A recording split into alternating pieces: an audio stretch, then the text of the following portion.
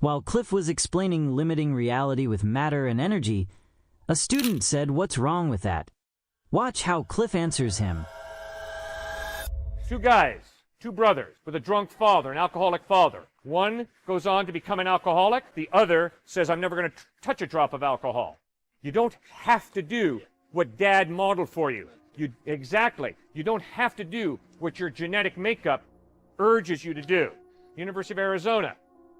Student raised his hand and said, "I disagree with Christ's view of sexuality." I said, "Fine, what do you think?" He said, "I think date rape is fine." I said, "Fine, why do you think date rape is fine?" He said, "It's very simple. I have a very high testosterone level, Cliff. I have a much higher testosterone level than you do, Cliff. That's why you don't date rape, but I have to date rape, because I have a very high testosterone level." I couldn't believe it. And yet he's being consistent. He's being consistent. If there is no God, reality is matter and energy. And if you have a very high testosterone level, say, "All right, that is programming me to rape, date rape." I'm going to say, "I strongly disagree with you.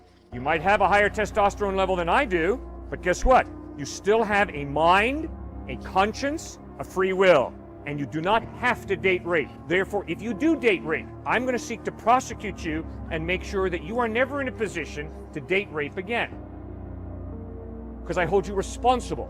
I don't think you're just a machine. I just don't think you're a pile of chemicals." You see, guys, if there is no God, you're just a pile of chemicals. That's all I am. Because if there is no God, you're limiting reality to no soul, no free will, no absolute values of justice and injustice. It's all just matter and energy evolved to a higher order. Well, what's wrong with that, though? Nothing wrong with it, but live it out. No, it's not amazing.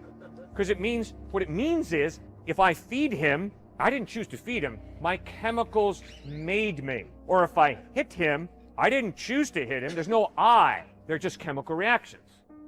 I'm sorry. That contradicts my experience of reality.